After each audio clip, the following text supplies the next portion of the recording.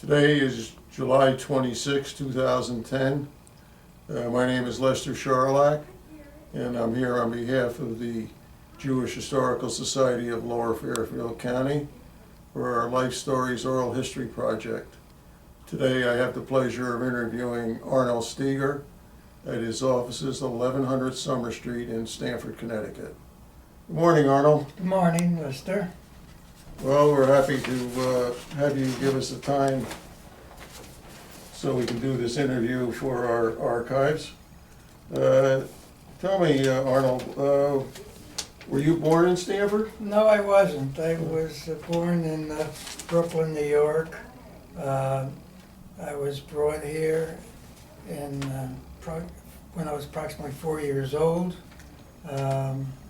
Because at that time it was during a depression. My father had found a job after having been, I understand, laid off a number of times from various places. He had worked in the New York City area, and I think he was looking for a job as an accountant, and in approximately somewhere 33 or 34, he found a job with what was called Epstein Nevis in Stamford, Connecticut, that operated a wholesale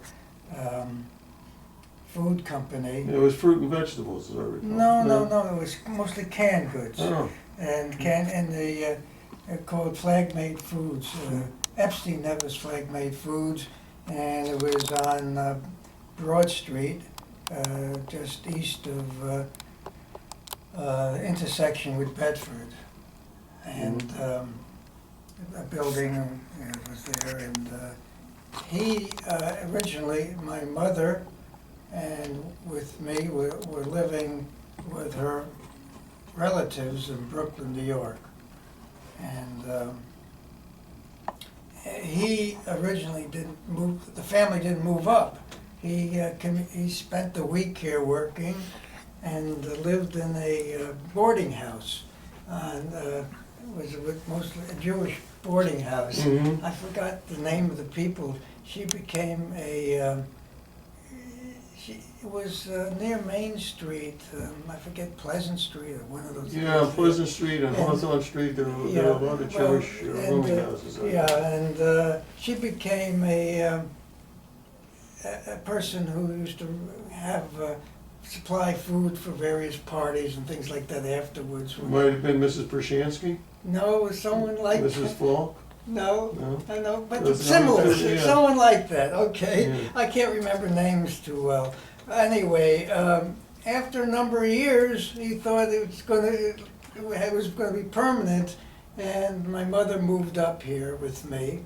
And the first place we lived in was on what is now Washington Boulevard, but then called South Street. Mm-hmm. And it was a very nice apartment house called the Ambassador Arms. It was right across the street from Rice School, Yeah. okay, near the railroad station. But it was Yeah. it was 65 South Street, I think it was. okay, Yeah. you know. Anyway, we lived there a while. I must have been about time I started kindergarten, but I remember it. And One thing I remember about that school, there were two separate entrances, one for boys and one for girls. that I don't remember with that school, but I remember that later on with Burdick. Burdick stands in my mind. But Rice, I was too young to know.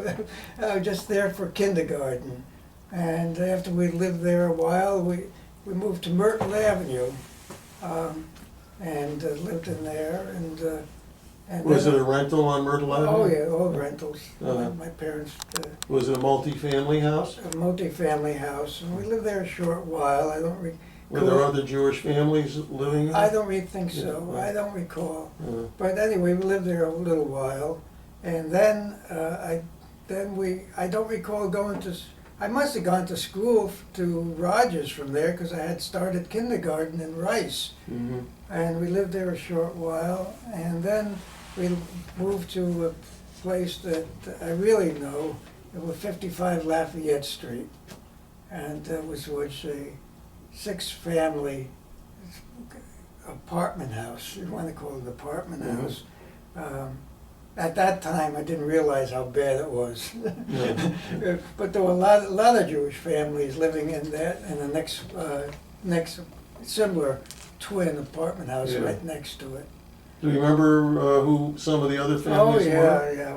In fact, I'm still running across them now. Mm. They remember me. I said, how can you remember me? Well, I lived there, probably, I did go the first grade from there to Rogers. Mhm. And it was about, I think, about a quarter-mile walk. And then I didn't bring lunch. I came home for lunch, Yeah. back and forth, you know. And then, as they say, a quarter mile was much longer in those days than it is now. And we walked back and forth, and I lived there until my father bought, which is another story, bought a house on Strawberry Hill Court when I was approximately 14 years old. Yeah. So to me, Yeah. that was a long time in my Yeah. lifetime. Well, let's back up a minute to Lafayette Street.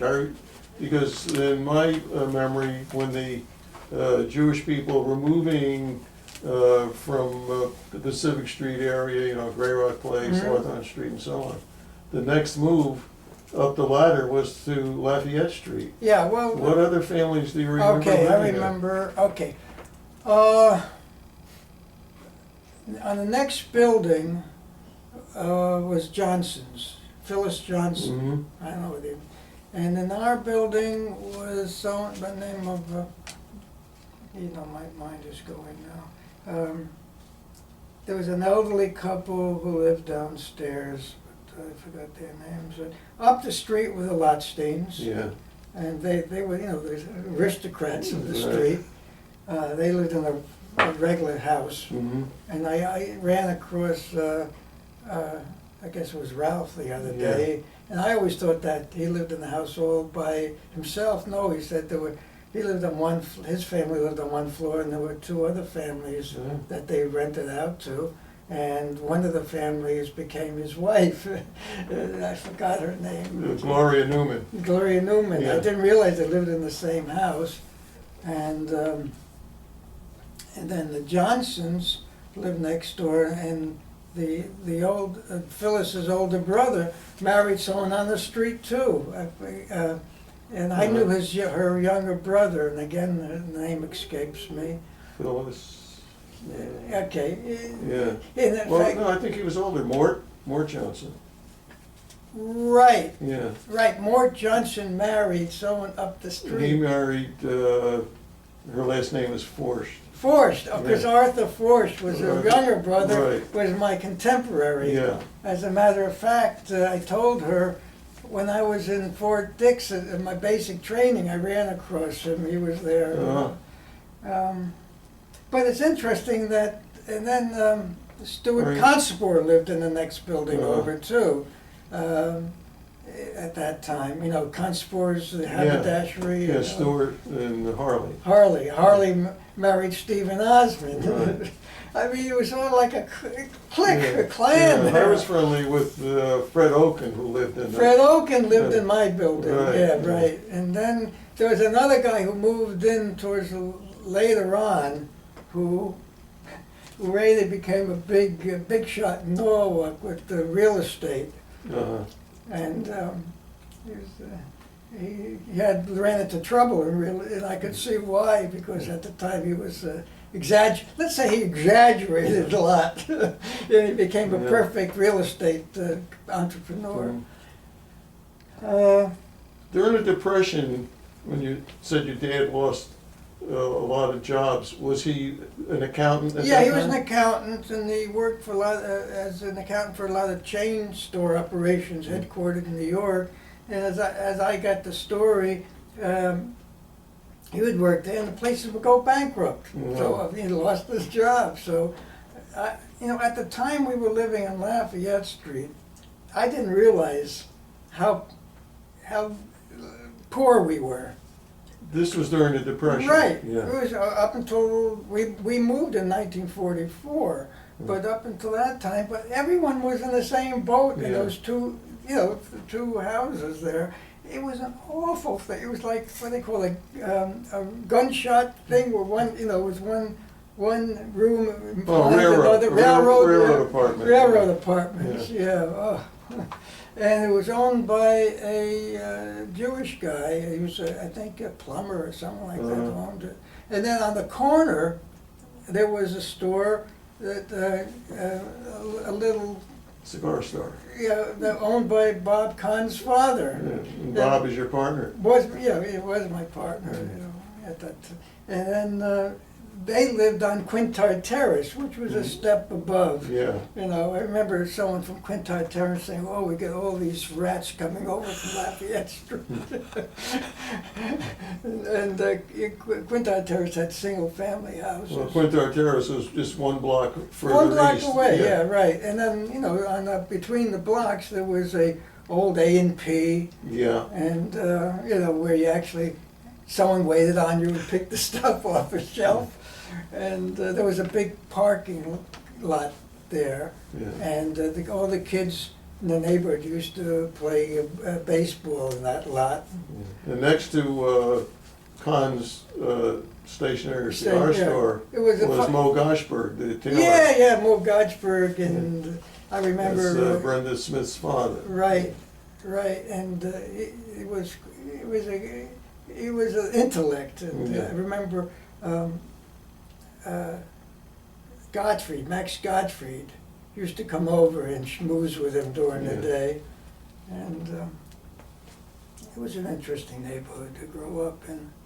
And then later on, as I started Burdick, I used to walk from there to Burdick, and that's where I met a lot of my very good friends at that time. Who were your very good friends? Well, remember the cantor from the synagogue, Schulzen? Yeah. Stanley Schulzen was his son, and he became Yeah, I a remember Stanley. very good friend of mine. And there were other people on and off. I can't remember all their names. A guy by the name of Uden. Sam. Sam Uden. Yeah. I think he was a little older, but he became a friend. Sam is. Yeah, he lived on Hawthorne He lived on Hawthorne Street. Hawthorne Street. Hawthorne Street was another Jewish neighborhood that Yeah. was a step maybe below Lafayette Lafayette, Street. but a step up from Pacific Street. Was your father born here? No, he was brought to the United States, I think, when he was about 2 years old. He was born in 1902, and I think he came as an infant, about 1904, and was brought up on the Lower East Side with a large. What country did he? Austro-Hungary. He has. I found his. I have his copy of his birth certificate, which is in German and Polish and I don't know what else, something like that. And he was. I think at the time he was brought up, his parents were much older than him, and he was basically brought up by his older sisters, and he was brought up on the street. Let's put it that way. And his big accomplishment was graduating from elementary school. That was a big deal. He has autograph books with everyone autographing it. He has a certificate and everything like that. And later on, he got a high school equivalency diploma, and it took him a long time to become a CPA. He didn't become a CPA until 1944. How old was he? 44, so he was already 42 40 years old, yeah, yeah. right. And at that time, he was still working for Epstein Nevis, and we're living on Lafayette Street. And I think my mother gave him a lot of encouragement to keep taking it till he passed. And he was, as they say, working for Epstein Nevis, and one of the Nevises, they were tough people to work for. I got that from somebody, Shore, who used to work there as a kid. Yeah. And he told me, when I first time I came to a meeting of the Historical Society, and he saw me, and he said, "Oh, I remember your father." Mm. He says, "Boy, he had it tough there, but I was young, I could quit, but we felt sorry. Poor Sam, he was stuck. He had a family to support, he couldn't quit." And one of the Nevises had gone into, there were a couple of brothers who had gone into the army, and so my father took on more responsibilities in the office, running the office. He was not only the controller, he was a collector for, people, their customers, not when they didn't pay their bills, he would go around to them. As a matter of fact, then he would work out deals with them. Because of this, he got, most of their customers were small Italian grocery stores, and he got to know them. And then all of a sudden, he started making out their tax returns on the sideline. He built up a little clientele, So he figured so the war was coming to an end. This guy was going to come back. He would be pushed down again. So he had the guts in all with that, not only to leave and start his own practice, but to buy a house. In 1944, he bought a house on Strawberry Hill Court. It was still, the prices were the prices at that time for houses were less than what they originally was sold for in the 1920s. So he bought this house from an insurance company that had repossessed it back in the 30s. He bought it, and they had rented it out. He had the tenants were still there and wouldn't let him really look at the house. We bought it, with a cursory look, and bought the thing and looking at that time, he was very uptight, and I got impatient with him. Now looking back, I said, "My God, I can understand what he was going through." He just quit his job, bought a house, and go on his own, in Stanford with practice. And You have any idea what the house cost? yeah, $7,000. $7,000. And then he had to take a mortgage, of course. Mortgage, and he wasn't making that much. Yeah. And I think, and then he had to put a new roof on. And one of the things that bugged him, he borrowed some of the money from his brother, who made him sign a note. That bothered my mother a lot. And anyway, but then it worked out, But, And where did he start his first office? Where was he located? in the beginning, he had his office out of the house, I think, and then he had one client, Vic's Realty. I don't know whether you remember. I remember that. the name. Yeah, Vic's Realty. So he got desk space there with this guy, and he was he was very good at schmoozing with people and getting to know them, and that's that was his aptitude. He was never he didn't have the real background training, but he got people to like him, and he took care of them. Well, we talked about your dad. How about your mother? Where did she? My mother was born in the United States, probably and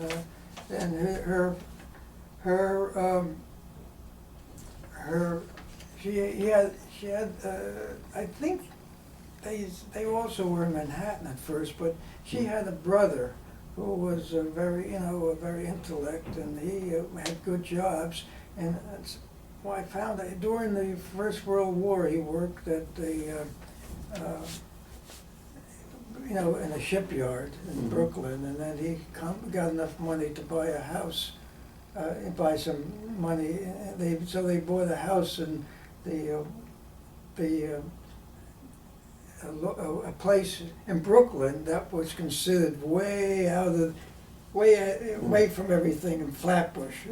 It wasn't even on a subway line. You had to go, So today it's in the middle of the city, but that time was far away, and that's where she was brought up. And she was the first one in the family to graduate from high school, and she worked as a legal secretary, and when she was growing up. What was her maiden name? A Fenster. And her first name? Molly. Molly Fenster. Fenster. Mhm. And How did they meet? Do you have any idea? I think at a dance or something like that. You know, she was at that time, I found out from one of her sisters that, they were worried about her because she was already in her 20s and she wasn't married yet. You know, could be an old maid and things like that. But then they met and they married, and I guess like about 2 or 3 years later had me, and that was that story there. Do you have any siblings? My younger sister was Mhm. 5 years younger than me, and Elaine Steiger was well known in high school and places like that. Where does she live now? Right now she lives in Austin, Texas, Mm-hmm. and I have a story to tell about her. When I was in high school, before I went to college, I got a job working in, I think Sorensen, down in the south end, and they closed for a week or so, and I had nothing to do. I was interested in Zionism at the time, and I saw there was something in one of the Jewish papers about a camp, Hatzofe, on the Hudson River, and so I went there for a week, and it was most of the people there. It was run by a political party in Israel trying to get people to emigrate to Israel. Young people, and all these people were there belonged to places in large cities where there was Zionist clubs, and they all knew each other. So I was basically an outsider, but it was interesting to see what was going on. So years later, when my sister was in high school and was looking for some place to go to, I said, "Hey, this is an interesting place for you. It's very interesting, but don't take it too seriously."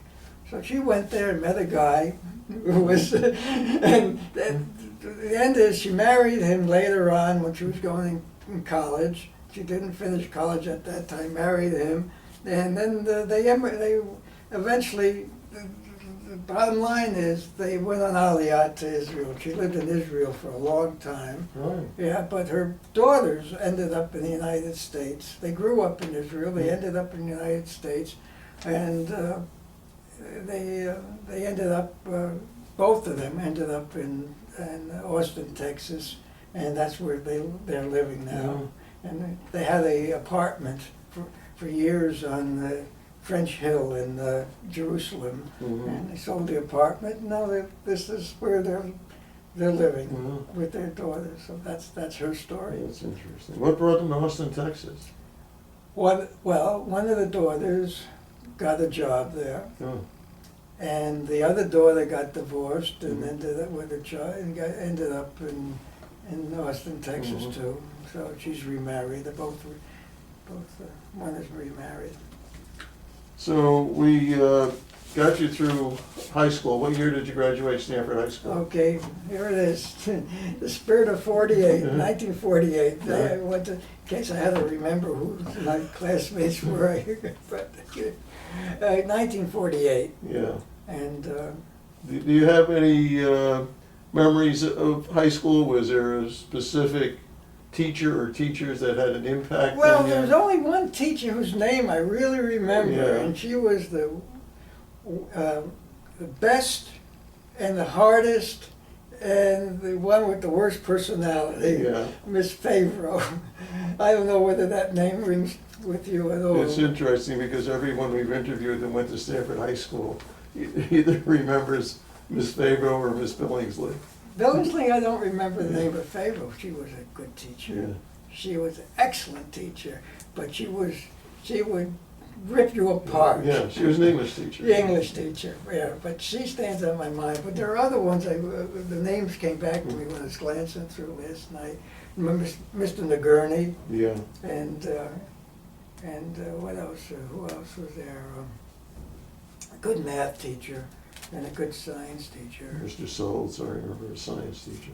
Yeah, there was one of Yeah, there was different people there, but that stood out. Did you find, when you were in high school, was there any anti-Semitism that was overt? The only time I met anti-Semitism, it was in junior high school in Burdick. There was one kid that started making comments at one point, some little Italian boy. And the other thing was there was one teacher who was not too bright, but they had a class teaching people about occupations, So this teacher spent a whole semester on forest rangers. So you can imagine how bright she was. And at one time, she was trying to explain to us different expressions, like when a person doesn't want to sell you, wants to buy something cheap. There's an expression called "jewing you down." Yeah. So she used that expression. So that was, but the only time I found that that in high school I didn't find it. Although there was one time, it wasn't really anti-Semitism, but one teacher was asking everybody what they got for a Christmas present. So, you just let it go by, One little girl there had to stand on her, oh, we don't exchange Christmas presents, aren't you? And the guy made a little comment before he stopped himself. He said, with all the money the Jews make from Christmas? And then he stopped himself. So when you graduated high school, what was the next step in your lifetime? I didn't have too much guidance in going to school. So I applied all over the place. I applied to Yale, they took me in, so I had to go.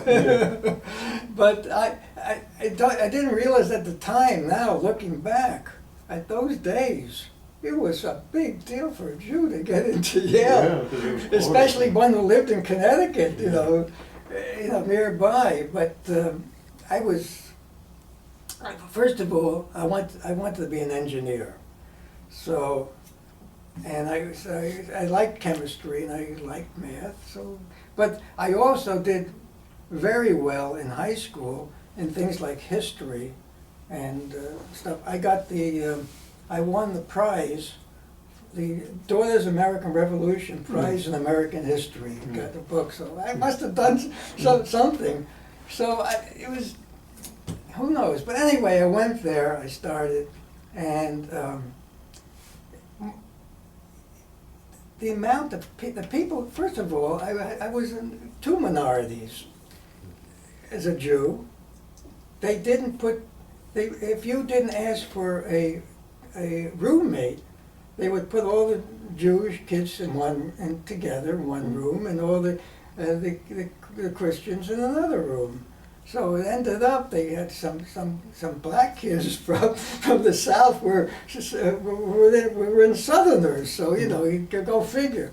So anyway, that was no big deal because at first I said, "Oh, good, this guy belongs to AZA too." I saw when I got in, there'll be someone. So at first it was a plus, Second of all, only about 25% of the kids were from high school. The other 75% were from these private boarding schools. So I was living by myself for the first time and having to take care of all, the details. So that was a stress. Number two was a stress of, it was all male, so there wasn't any socialization or anything. And then on my aptitude test, at first I was taking something called mechanical engineering, mechanical drawing, engineering drawing. And I was having a tough time, I couldn't get the things to line. So the teacher says to me, "What the hell are you doing in this class?" I said, "Why?" He said, "On your aptitude test, your spatial relations are at the bottom of the level." So when on the test he would come over and help me. I said, "What the hell am I doing in engineering?" And the idea of switching to something else, I said, something. This is costing my parents a lot of money. Even in those days, relatively, it was very cheap actually. But compared to, go to state school where it didn't cost anything, for tuition, I said, I better switch to something where I can, get out and make some money, and not only that, the worst subject I had in high school, only thing I got C's in was French. So I knew if I switched to something else in order to graduate, I would have to take a foreign language. So I said, I better get out. So I switched over to University of Connecticut, where it was very easy to make friends and everything like that. So who knows what the right way was. But anyway. Well, how long were you at Yale? Just a semester. Oh, one semester. I said, I'm going to do it. I better, do it. So looking back now, who knows what the right move was? I picked the right occupation, right degree. I could have done the same thing, if I had graduated from Yale with a degree in, say, history or something like that, and then taken a master's degree in accounting if I wanted to. But I don't know. Who knows how things work out. What year did you graduate from UConn? UConn, well, I did another stupid thing. I decided that I'd get through in 3 years and then take a graduate degree or something like that. So I did it in 3 years and got out in 1951. So my real was 52, and then I started with a master's degree in taxation at NYU, and at that time it was the beginning of the Korean. It was the middle of the Korean War, and I saw something in the papers about they had a special program called Science and Professional, because they were looking for people to work in offices in the army. So I said, what? And also at that time they were starting to induct people in the Marine Corps. I said, well, they wouldn't take me in the Marine Corps, but then there was a friend of my father's who had a son. Compared to him, I was Tarzan, and this kid they put in the Marine Corps. I said, if they put him in, they can put me in too. So I said, you know something, in order to avoid the Marine Corps and possibly get into the scientific and professional, I enlisted. I thought you could enlist for only 2 years. Mm-hmm. So I enlisted, and I was in the regular army, and fortunately I did get into this scientific and professional, and I ended up working out of an office in New York City, what's called the Army Audit Agency, and I was sent to factories to audit their requests for compensation under their contracts. I was doing contract administration by auditing their books, and since I came from Stanford, the guy in my office sent me up to do audits of immaculate laboratories. And I used to go up to Springdale, to do immaculate laboratories, and stuff like that. So it was a pretty good deal. I mean, because I already had my, thing, most people, they spend 8 weeks in basic training, then the second 8 weeks in a specialty, like, either armor or finance or something like that. With me, I didn't need that. I was already, had my degree and everything and was going into that. So the second 8 weeks I had to spend in advanced infantry training. So my basic military occupation was light weapons infantry. And I was with a bunch of guys that were going to go, to flights, to parachute school and special operations, and there was a bunch of foreign guys that had worked for the army in Germany as civilians, and they had been in the German army during the war, and then they came up with this brilliant idea. They were going, hey, you want to be a U.S. citizen? Join the U.S. Army, and we'll give you special training. So what the special training was, if the war ever broke out with Russia, these guys would be parachuted behind the lines to their native countries to be partisans. So I had to work. I was training with these guys that they didn't need any training. They had already been to the. You asked them, where did you fight? Oh, always on the Eastern Front. Nobody ever fought on the Western Front. So you spent 2 years in the Army? Yeah, and then, yeah. And then you were discharged, and then what? Arnold, now you're out of the Army, and what's your next step? Well, next step was to go to work for an accounting firm. I didn't want to go to work for my father right away because I felt I would do better by, getting some other experiences. Before I went in the Army, I worked for a short time for an accounting firm in New York. And then I found a job with the accounting firm in Bridgeport. And the name escapes me, but it'll come to me in a minute. Eventually they bought out a firm in Stanford. But anyway, I worked for them for about a year and a half until I got my CPA, and I decided to join my father and so set up our own firm, which I did, and that was approximately 1955. I had been in the Army from 52 to the spring of 54, and then I got my full CPA, and so in the fall of 55, we joined, and I insisted that he couldn't work from his house. We have to have a real office in town, and that was the first office was on 433 Main Street, right next to the Plaza Theater. And from there we moved to eventually 193 Bedford Street. And then he was good at getting clients, and I was good at servicing them. What was your clientele? Was it small businessmen? Well, it was small, and some started small and became big. For one of our larger clients was a Stanford drug company that he had started with Ted Osmond 4 years back when he was off Main Street. I forget the name of the street, near Pacific Street. But then they went up to Glenbrook. Yeah, Hamilton Avenue. Hamilton Avenue. And just basically, and eventually I hired somebody else to help out, and then and then along the way I got married, and about 1974, I joined up with Bob Kahn, and combined the practices. And by that time, my father was getting ready to retire,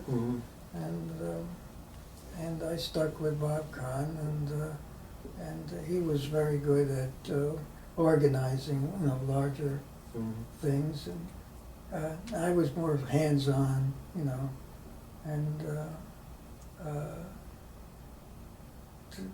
then eventually he wanted to retire. And we worked out the agreement, and then I decided to retire. Basically, right now, I'm officially retired, although I still retain some clients because I enjoy I enjoy doing what I'm doing, and So officially, there's no Steiger or no Kahn no, principals? There are 5 young guys who took over. Younger guys, they're not young anymore. They're younger guys. They took over, and basically, I have nothing to do with the administration, which I don't. But I'm sort of like a contract person, more or less. I do my own thing, and whatever I do, I get a percentage of. That's basically it. Where did you live when you got married? My wife at that time and before we got married, I bought a house on Crane Road, Crane Road North, and a small house, you know, and just bought our furniture, bought it and moved into it. We lived there until, from 1960, well, we got married in 63, and then when the second child came along, we decided to buy another house, and so he was born in 68, and that's when we bought the house in 68 on 524 Pepperidge Road, and I lived there until my first wife, Susie, died, and in 1975, and then in 1977, I married my present wife, and we decided that it would be best. She came from Norwalk. She was living in Norwalk with her 2 children, and we decided it was best to, for a number of reasons, to pick neutral territory. So I said I always liked New Canaan. I don't care what what they said about it. So I decided for another reason I thought New Canaan, even though it cost a little bit more to start with, would multiply faster than it would in Stanford. And I think that was a good decision. I think you're right. Yeah. I've had a lot of good decisions about real estate, but what was the only one I carried out? I decided 5 years ago there was time to sell a house and rent until the market came down and rebuy. I didn't have the guts to do it. My wife wouldn't let me anyway. When you were in back in Stanford, backing up when you were in high school, did you belong to any social groups? Right. I mean, that you... Well, I was active in the AZA, and I was the president for 1 year. You know, actually, I don't know whether that was in high school or junior high school. Probably junior high school was AZA, and in junior high, I was more active in junior high school in Burdick. In Burdick, I was the co-editor of the paper 1 year, and in high school, for a while there, 1 year I figured I'd try out for sports, so I joined the soccer team, because they said you didn't have to be big to play soccer. So I think I got to hit the ball 3 or 4 times. That's about it. I gave that up. And also, again, going back to junior high school, I was in the bands. You know, I played the clarinet. But in high school, I don't know. I was in the science club. I was in the political science club. I think I remember being in the science club is what gave me, wanted to be something to do with chemistry. We took a field trip to American Cyanamid, and I saw all that equipment and everything. I was so impressed with the electronic microscope and stuff. Boy, it looked like fun. So that's always one of the reasons I liked chemistry. Well, you've virtually grew up in Stanford, and you've seen of course. Dramatic changes. Right. In your estimation, do you feel that you're living in better times now, or was it better in the old days? Well, from a personal point of view, I remember being in Stanford after being single, after college, and there was absolutely nothing to do, to meet people, to meet, everyone, he was either married or they took off for someplace else more interesting. So in order to have any kind of social life, I would get in the car on weekends and drive down to someplace like Atlantic City or someplace like that, just to have a little action, or go to New York. And go to all the bars in New York. There was nothing to do here. You didn't hang out at the Jewish Center? With whom? I mean, there was nothing to do at the Jewish Center for a single person in their late 20s. What the heck was there to do? There was no clubs or anything. Later on, when it became, I started to meet people in about the early 60s who had come to Stanford to work. And then we they started to have little organizations. In fact, the new Temple Sinai, started out in a church right across the street from where the synagogue Yeah. was.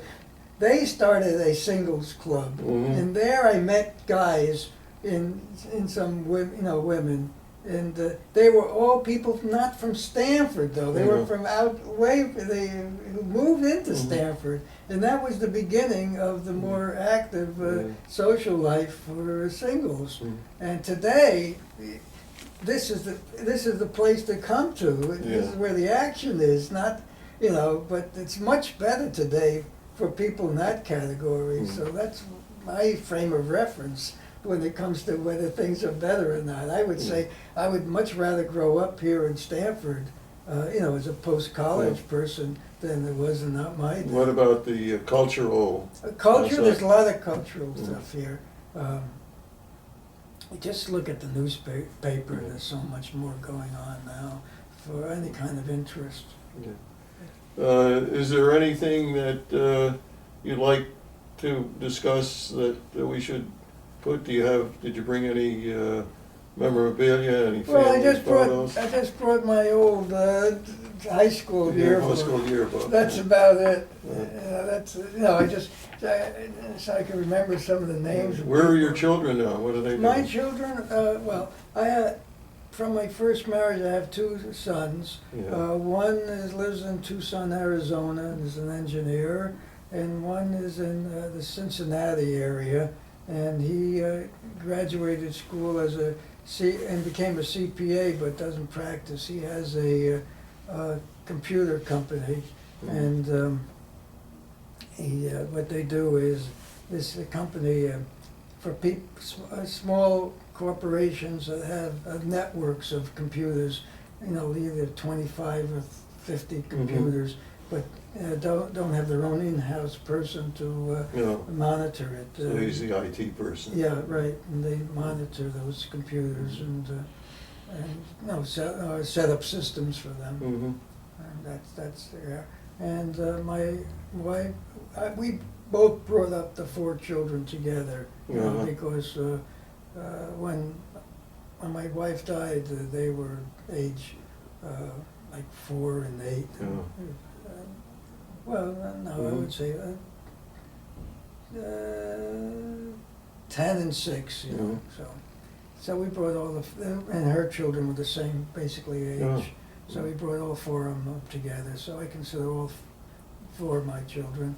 The other one son works in TV, and he works for Jon Stewart, and he's his producer now. Mm-hmm.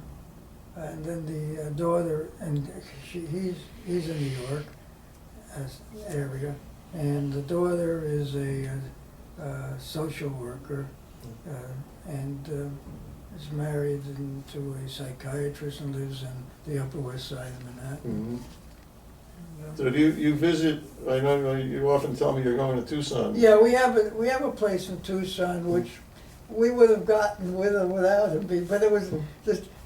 We used to go out there, and then when he was there, and he said, "Oh, I met someone, I'm going to get married." So, well, we might as well get a house, get a place here. So we have a condominium there that we occupy on and off during the year, because I want to be here in February at least. So we're here. We go there in the middle of December, then stay to the first week in February, then come back at the end of the tax season, but for about 2 or 3 weeks in April and May, then go back in October, for a few more weeks, and then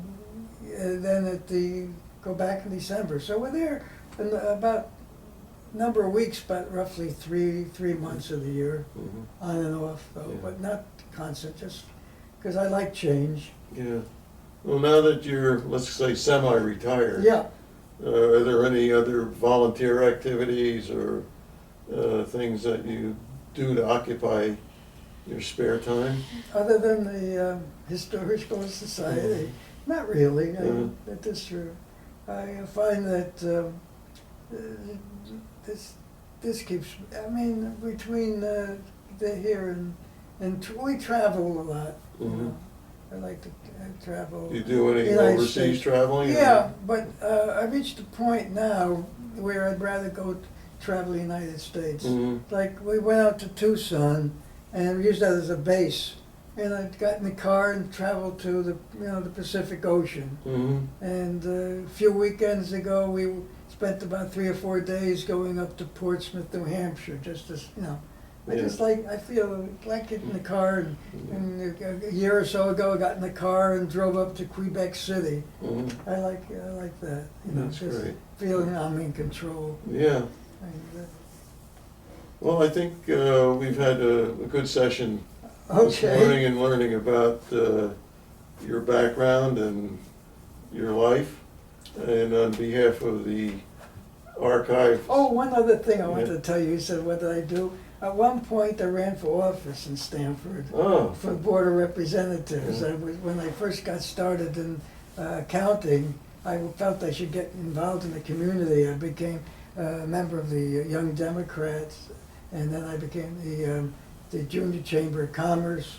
So, and then at one point, someone asked me they needed somebody to run. There was an opening for the Democratic Board of Representatives, and I think there was a 7th district in Strawberry Hill Court. So I ran. That was my claim for fame. I ran for office. Unfortunately, I didn't have to serve. Well, thank you again, Okay. Arnold. It's been a pleasure. And we will see that you get a copy of this Oh, interview so you can share it with your family members. And with that, we'll Okay. wish you good luck in your retirement. Thank you. Oh, yeah. I didn't know that. Is his His name- name